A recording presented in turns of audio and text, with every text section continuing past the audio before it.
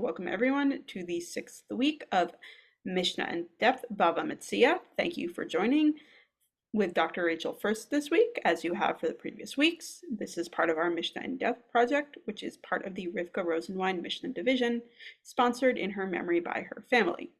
Thank you for your patience today with our technical issues and our late start.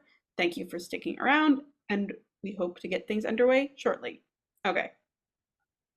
Thank you. Thanks very much, Kayla. Thanks for that introduction, and my sincere apologies to everyone who has joined this week for the really unanticipated technical difficulties.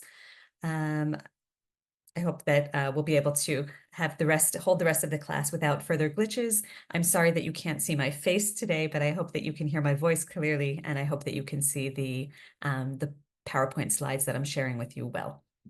Moadim L'Simcha, it is Chol HaMoed Sukkot, and it's a pleasure really to be with you again and to be learning mishnayot together on the holiday.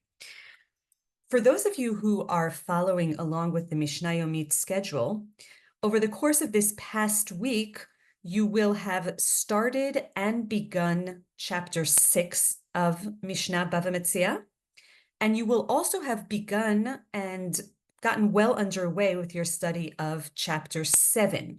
As a matter of fact, you should be finishing up chapter 7 on Tuesday this week. And so I'd like to devote our time together today to examining both chapters 6 and chapter 7. These two chapters actually are a good pair for reasons other than the Mishnah Yomit schedule, and that is because the two chapters are devoted to the laws concerning hiring different types of workers. Chapter 6 is known as chapter Hasocher et ha'omnin, or the one who hires an artisan or artisans. And chapter 7 is known as the chapter Hasocher et ha'poalin, one who hires laborers. And today what we're going to be doing is examining some of the mishnayot in each of these two chapters, but also thinking about the comparison and the contrast between these two chapters themselves, and really between the Mishnah's sort of attitude or approach to employer-employee relations as presented in these two chapters. And I want to suggest at the outset that the approach presented by the Mishnah is slightly different in each one of these two chapters. That the chapter which is called Hasocher et ha'omnin, that's chapter 6, conceives of or speaks of employee-employer relations in a somewhat different way than chapter 7, Hasocher et ha'poalim. In order to do this, to make this clearer, what we're going to be doing today is taking a look at a couple of the individual mishnayot, but we're also going to be taking a look at sort of the overview, a broader view of these two chapters. And we're going to be focusing a little bit on the literary aspects, the literary features of some of these mishnayot, which, as we've discussed in previous weeks, is one way of kind of getting a sense of looking at a chapter of Mishnah as a broader unit, and getting a little bit of a sense of how the editors of the Mishnah, some of the messages that they wish to convey in their editorial choices, in their groupings of different mishnayot. Before we do that, I just want to very briefly discuss the biblical basis for some of these laws, as we've been doing for the past several weeks. Again, as we've discussed several times by now, Tractate Bava Metzia is a tractate of Mishnah that actually, for the most part, has a pretty solid biblical basis. The laws that are found in Bava Metzia are almost all of them have some grounding in the Torah itself, unlike other areas of halacha that are more loosely connected, other areas, I should say, of rabbinic halacha that are more loosely connected to the Torah.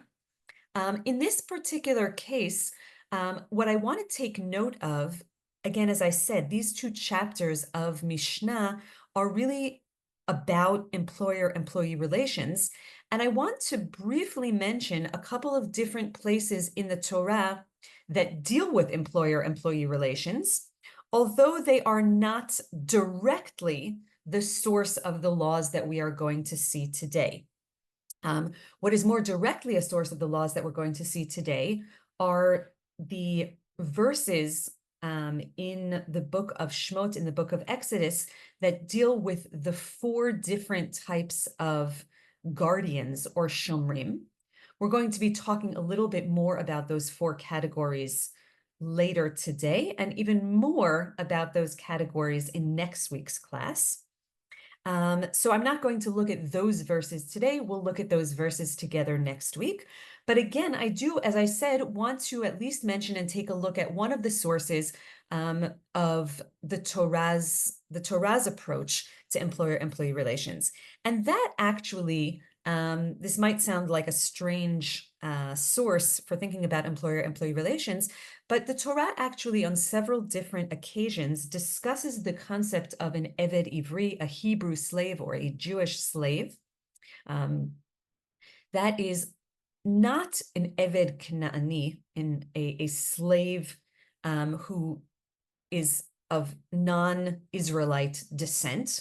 That is more akin to the ancient world's typical conception of slavery. But the Torah also recognizes the concept of, again, as I said, an Eved Ivri, of a Hebrew slave that is a slave of Israelite stock who came into this position as a result of various conditions. The Torah emphasizes that a slave of Israelite stock is only ever temporarily conceived of as a slave. One of the classic sources for this discussion is in the book of Shmot, in Parashat Mishpatim. The Torah also discusses the concept of Eved Ivri in the book of Deuteronomy. We're not going to take a look at either of those 2 sources today. What we are going to take a look at together is the 3rd place where the Torah discusses this idea of Eved Ivri, a sort of temporary slave.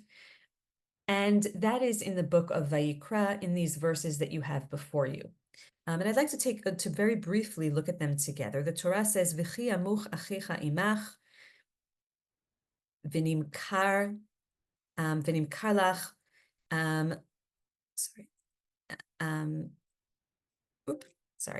Lo tavad bo avodat eved, kisachir kitoshav yihye imach, ad shnat hayovel ya'avod imach. Right, so if your kin under you continues in straits and is given over to you, do not subject him to the treatment of a slave, right? So even though this is the Eved Ivri, this is the Hebrew slave, you are not supposed to treat them as a typical slave. Rather, this person is supposed to be treated as kisachir kitoshav yihye imach, remaining with you as a hired or bound laborer. They shall serve with you only until the Jubilee year. And this is something that the Torah again emphasizes, that an Eved Ivri is only temporarily in your employ, as this, again, the Torah doesn't even in this particular source want to really call this person an Eved, a slave, but rather wants you to think of this person as a hired or bound laborer. So certainly someone who is really beholden to you in many ways. And again, the Torah emphasizes that this person came into your employ in this way because they were in bad straits, right? But it's only temporary at the Jubilee year, regardless of whatever the circumstances or conditions were, this person is set free. Then they, I'm in verse number 41, vayetze me'imach hu ubanav imo, v'shav el mishpachto ve'el achuzat avotav yashuv. They, along with any children, shall be free of your authority, shall go back to their family and return to their ancestral holding. And the Torah emphasizes, ki avadayhem asher hotzeti otam me'eretz Mitzrayim, lo yimachru mimkeret eved, lo tirdebo b'farech v'yareta me'elokecha. These people are really my servants whom I freed from the land of Egypt along with all of the Israelite people. They may not give themselves over into servitude. You shall not rule over them ruthlessly. You shall fear your God. And so the Torah very, very, I think pointedly here emphasizes the ethical and moral imperative that it expects of the employer. Again, I don't even want to call this person a slaveholder, because we're not talking about any sort of typical slavery sort of setup here. But the Torah makes a concerted effort here to emphasize that these individuals are to be treated as hired or bound laborers. These individuals are servants of God. These individuals are to be treated humanely. These individuals are to be set free as soon as the Jubilee year comes, and they are to, leave at the Jubilee year, to leave this strange sort of employ without any further consequences. And again, the book of Exodus, the book of Deuteronomy have somewhat slightly different things to say about this particular employer-employee type of relationship. But what I'd like to emphasize here is that already from the Torah, it's very clear that Jewish law expects a certain sensitivity on the part of the employer with regards to his or her employee. Now, with that in mind, I'd like to switch to taking a look at the way that the Mishnah itself treats this relationship. And I'd like to do so by beginning with the very first Mishnah of chapter 6. Again, we said chapter 6 is called Hasocheret HaUmnin because that is the opening line of this, or the opening phrase, I should say, of this very first Mishnah here, right? And we can take a look at it in the English, perhaps, with regards to one who hires artisans. Now, the translation, and I'm using the translation here, that one of the translations that appears in Sefaria from the Steinsaltz edition. Now, I actually want to put or laborers. I provided it because that's their translation, but I would actually bracket off laborers here. And I want to emphasize that this opening Mishnah of chapter 6 refers specifically to artisans. And we're going to, again, be speaking about the difference between artisans, omnin, and poalim, which I would translate as laborers. Okay, we'll speak about that in just a moment. But this Mishnah here refers to someone who hires artisans, and they deceived one another. Now, deceived one another seems to be referring, the one another here seems to be referring to the employer and the employee, right? There was a relationship was established, right? The terms of employment were discussed. The hiring took place.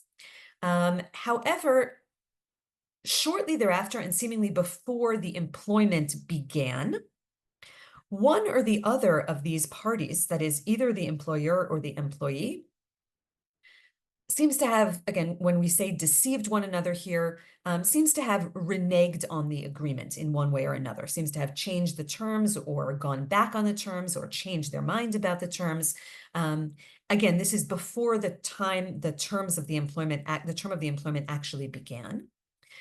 The Mishnah here says, Ein lahem ze al ze ela taromet. They don't have anything but a grievance against one another. That is, they have no financial claim against one another, right? And which is sort of interesting. In other words, before the term of employment began, again, certainly it is not being it is not being encouraged, this behavior of reneging on your agreement. But legally speaking, the Mishnah underscores the fact that there's no legal recourse that either party can take if one of the or the other backed out before the employment began. And to make this, to spell this out a little bit further, the Mishnah goes on to say that to bring a number of different examples, if one hired a donkey driver or a potter to bring posts for a canopy, or flutes to play in honor of a bride or the dead, or if he hired workers to bring up his flax from the redding tub, that's a container of water in which the flax is placed in the first stage of manufacturing linen, and likewise any matter that involves financial loss if not performed on time, and in that case, the workers reneged, and specifically if this occurs in a place where there's no other person to perform that task, that is, these are workers whose employment was really time sensitive, and they reneged, and there's nobody to replace them, to easily replace them, then says the Mishnah, well, again, we said just a moment ago, En lahem ze al ze ela taromet, they don't have anything except agreements, there's no legal recourse. Here the Mishnah says, well, if we're talking about a situation where backing out at this point really leaves the other party in a bind because they need the funeral's happening right now. They need these employees to do their job, or the wedding is happening right now, or some other time-sensitive task needs to take place. In that case, says the Mishnah, okay, well, we just said there's no recourse. So what we want to give some kinds of compensatory, leeway to the one who is counting on them. So the Mishnah says, in that case, he may hire replacements, that is, the employer may hire replacements for a large fee at the expense of the first workers, right? So again, here we're going to say that the first workers will have to bear, the original employees will have to bear some cost for the fact that they reneged on the agreement when we're talking about something time sensitive. Or, and this is really surprising, and this is the subject of much discussion in the Gemara on this first Mishnah, or says the Mishnah, mat'an, which the translation here renders as, or he, that is the employer, may deceive them, that is, deceive the original employees, in order to get them to return to work, right? And by deceiving, again, there's a very long discussion in the Gemara. The Gemara suggests that the employer might imply or suggest that he's going to significantly up the fee that he offered, to pay them much more than the going rate, even though he has no intention of actually doing so, but in some way convince them to actually carry out the task that they had committed to carry out. Now I want to pause here for just a moment and ask you, on the basis of this Mishnah, what is the sense you get about the balance of power between the employer and the employee that this Mishnah is imagining or is working with? Right? Is the employer the powerful party, as we often assume? Or is the employee the powerful party here? Or vice versa?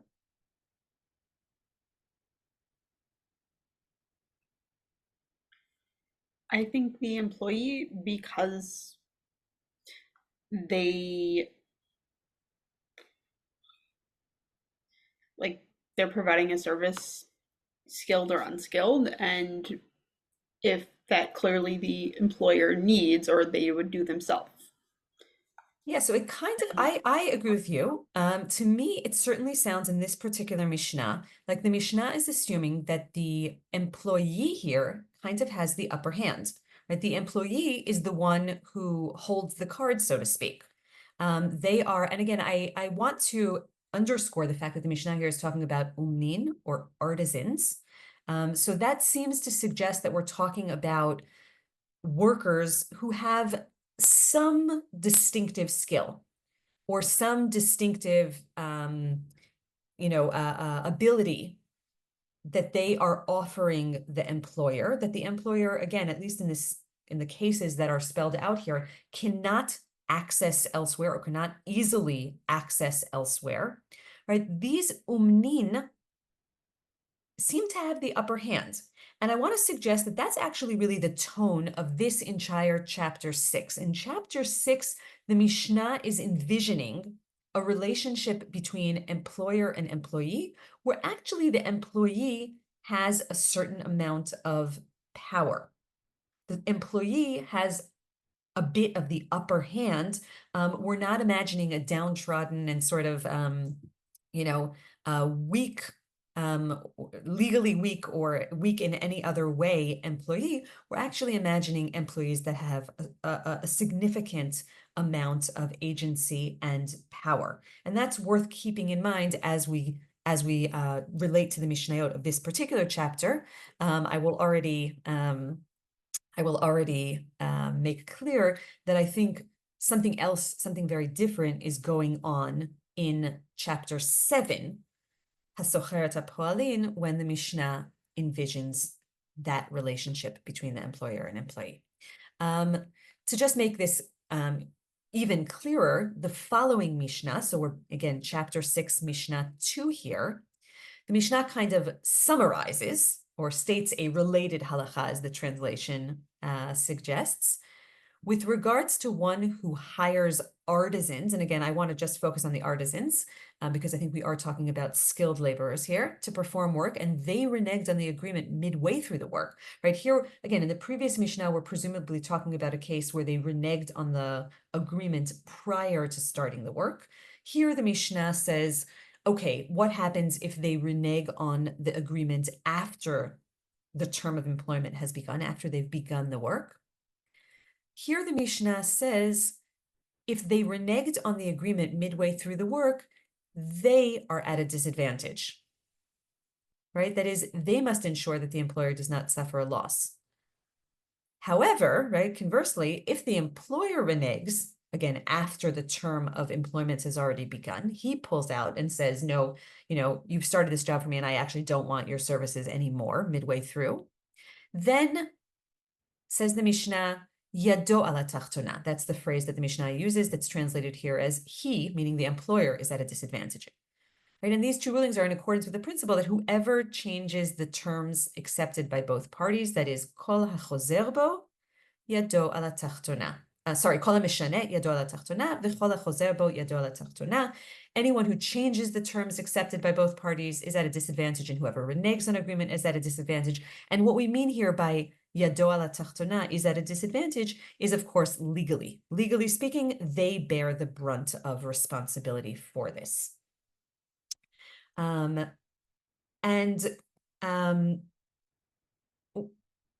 Mishnah goes on, but I want to take, again, as I said, I want to really be thinking about this chapter in a broader context. And so I want to just briefly run through the topics that come up in the 8 different mishnayot that are included in this chapter 6. Mishnah 1 and Mishnah 2, as we just saw together, deal with artisans and or employers who renege on their agreements. Mishnah 3 goes on to discuss the parameters of this relationship when a person is hiring a donkey, right? And that's hasocher et ha-chamor. Mishnah 4 discusses the parameters of the relationship when a person is hiring a cow, hasocher et ha-para. Mishnah 5 returns to discussing, again, more parameters that pertain when a person is hiring a donkey.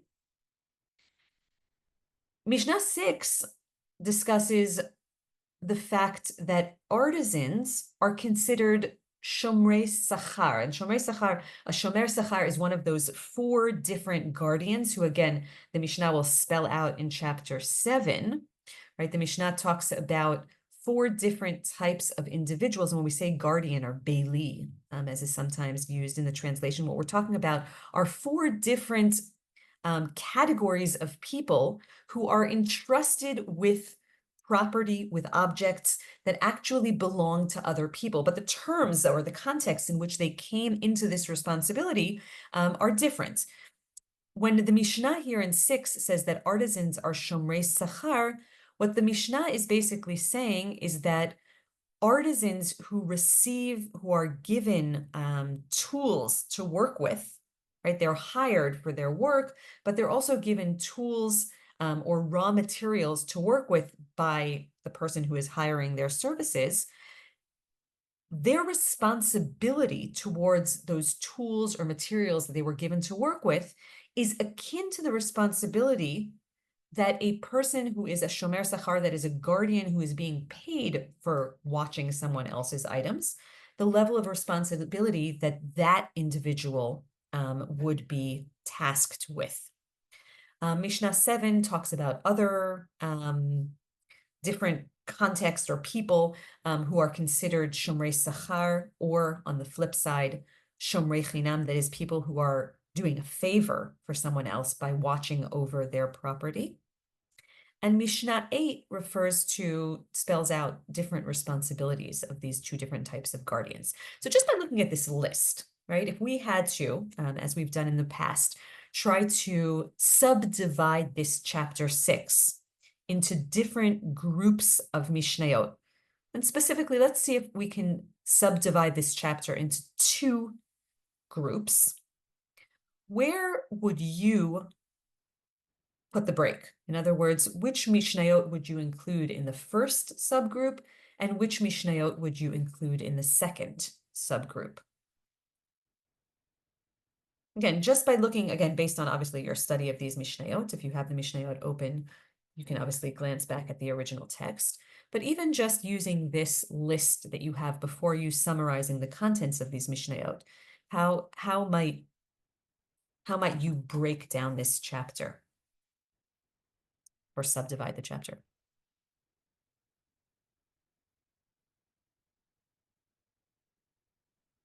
One through five, and then six through Okay. eight.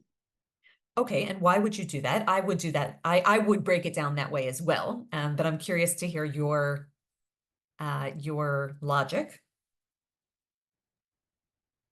I mean, I don't know this chapter as well as I'd like, but I see it laid out on the slide in front of me that parameters of working with the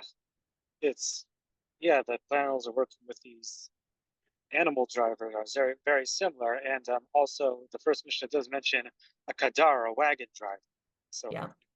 then the rest are the showmen. And not only a kadar, thank you for pointing that out, but also a chamar, a donkey driver, right? That's one of the artisans, the umnin, that's mentioned in that first Mishnah.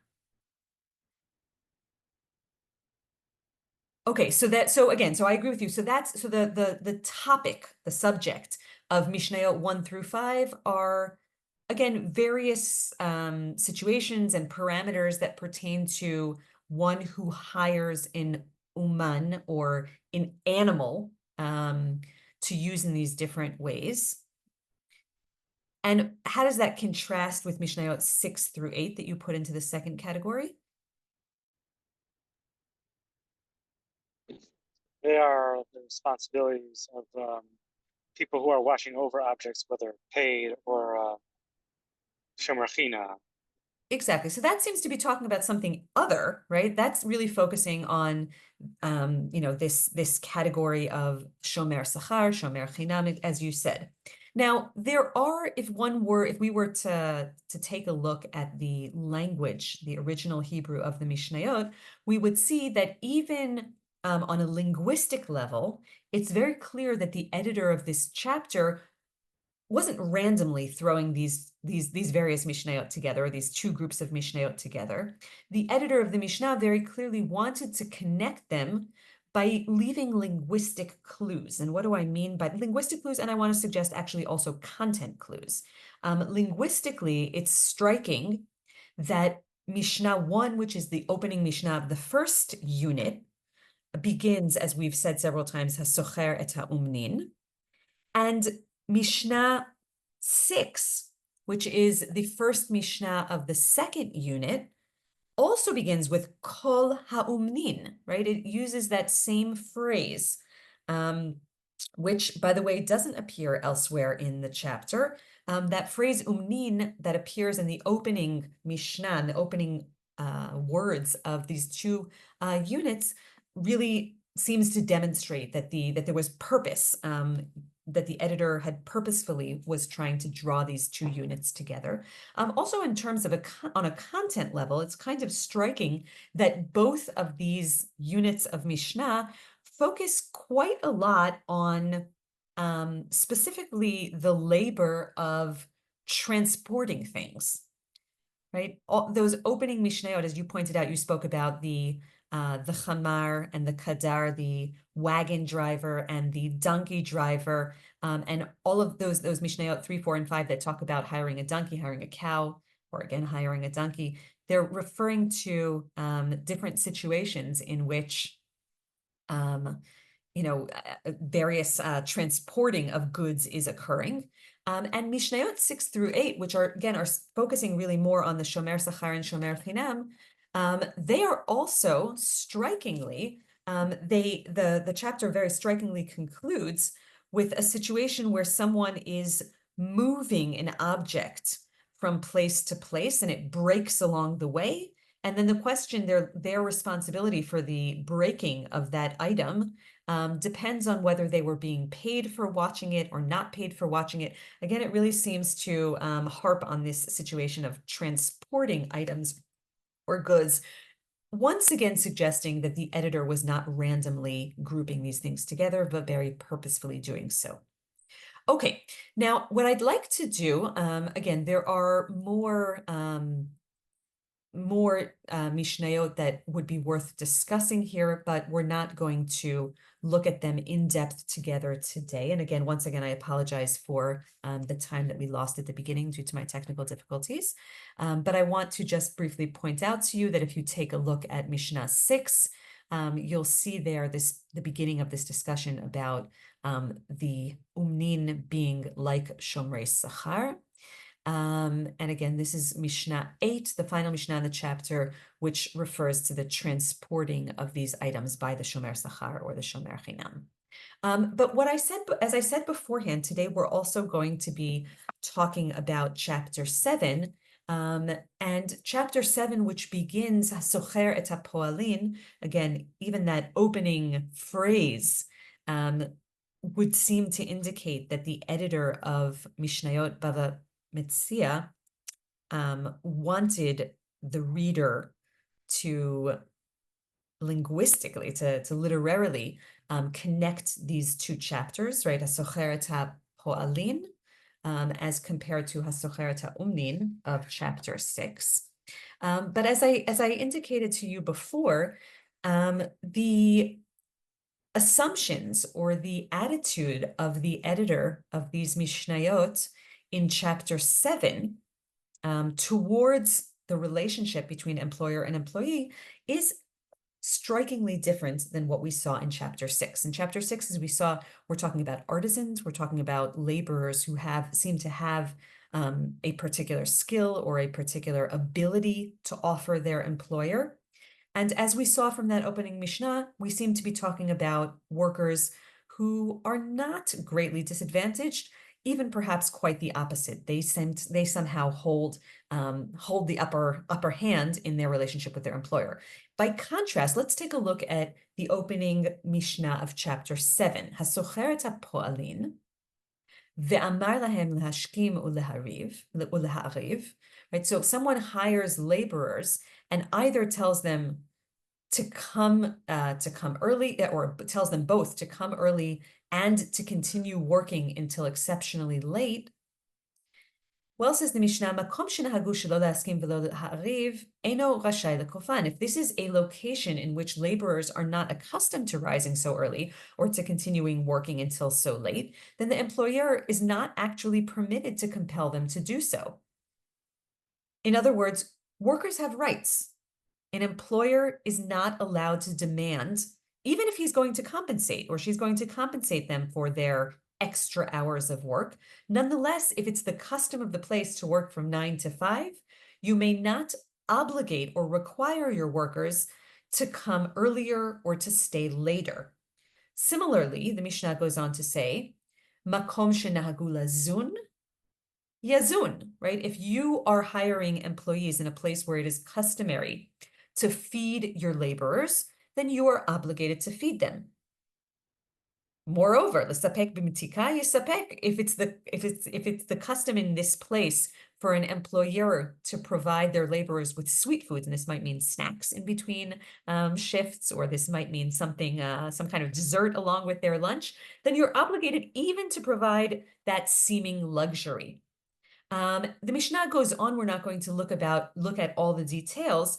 But again, what I want to emphasize here is that these Mishnayot talking about, again, po'alin, and by po'alin we mean presumably unskilled laborers, laborers who do not have that same kind of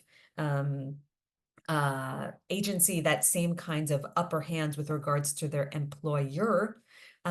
These Mishnayot, this chapter is all about emphasizing their rights. And the Mishnah seems to feel it necessary to emphasize the employee's rights, because its assumption seems to be that the employer is the powerful party here and could easily take advantage of these laborers.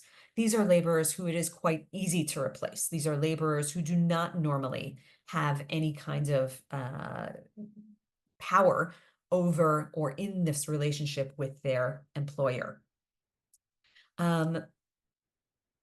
These seem to be more akin to the workers that the Torah refers to in talking about the Eved Ivri.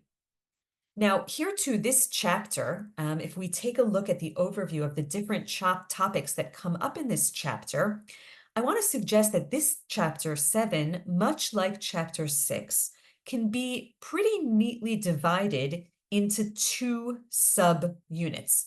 You can see that the first several mishnayot here refer to, again, parameters for hiring laborers or the responsibilities employees to their laborers, as well as a whole series of mishnayot, 2, 3, 4, 5, 6, and 7. These are all mishnayot that go into pretty extended detail about the rules for what and when a laborer may eat while he or she is working, right? Again, underscoring over and over again the rights of the laborer. By contrast, Mishnayot 8, 9, 10, and 11 are, once again, much like in chapter 6, talking about matters that pertain to different types of shomrim, of guardians. The opening Mishnah of this unit, of the second unit, which again begins with Mishnah 8, that opening Mishnah, which we'll talk about, as I said, more in depth next week, that opening Mishnah spells out who these 4 different types of shomrim or guardians are. And then goes on in 9, 10, and 11 to talk about different cases of uncontrollable circumstances, what types of guardians are responsible, what their level of responsibility is, et cetera, et cetera. Now, once again, it kind of seems much like in chapter 6 that this second unit is kind of off topic, right? The chapter very clearly opens with a whole sequence, a whole series of mishnayot that deal with employer-employee relations, and then it segues to something that, again, much as in chapter 6, seems to be a bit unrelated. And here, too, the question is, why does the Mishnah do it? Is it just random? And just as I suggested with regards to chapter 6, I want to suggest that here, too, in chapter 7, it was not a random decision on the part of the editor to connect these 2 topics. And I here too would make that argument on the basis of various literary clues, various, again, uses of language that seem to emphasize that there was a conscious editorial choice here. One thing in this particular chapter that is striking is that the opening sequence, the opening unit, Mishnayot 1 through 7, this unit both opens and closes with language of hasocher et hapo'alin. That phrase appears both in the opening Mishnah and in the closing Mishnah of that unit. The second unit, which again seems once again, much as in the previous chapter, to suggest that a po'el, a laborer, is akin to a shomer sachar, can be understood as a sub-discussion related to this question of who is a po'el, who is a laborer. But here I actually want to point out that the shomer sachar, in the mind of the editors of the Mishnah, is both like an omen, both like a artisan or skilled laborer, and also in a sense like a po'el or an unskilled laborer. And again, as we said, the editor of the Mishnah has a very different vision the nature of the employer-employee relationship when it comes to a skilled laborer and an unskilled laborer, who is in control there. And it's interesting that the Mishnah also compares both of those situations to a socher, to a shomer, or specifically, excuse me, not to a socher, but to a shomer sachar. And perhaps when we get into our discussion of the shomer sachar, we'll have more to say about why that might be so, how the shomer sachar, the guardian who is being paid for his guardianship, for his services, can be both like a shomer sachar and both like, excuse me, a skilled laborer and an unskilled laborer. I just want to point out,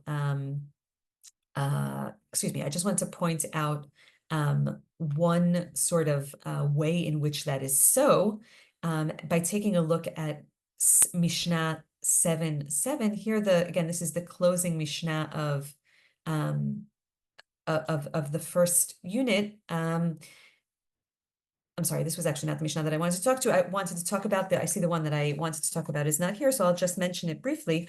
That the Mishnah in the when it talks and tries to describe the connection between a shomer sachar and an unskilled laborer, the Mishnah says, for example, that an unskilled, the Gemara here discusses the level of responsibility that they bear, and underscores the fact that a shomer sachar is not responsible in cases of onus, in cases of, again, unforeseen circumstances. And that, in a way, is similar to the unskilled laborer. And again, as I said, perhaps we'll conclude with that since our time is up, and we can pick that up again in some of our discussions in the following weeks. So again, my apologies for the delayed beginning. I hope that this has nonetheless provided some edification of these two chapters, and thank you again for joining today. Modim l'simcha. Happy learning. Take care, everyone.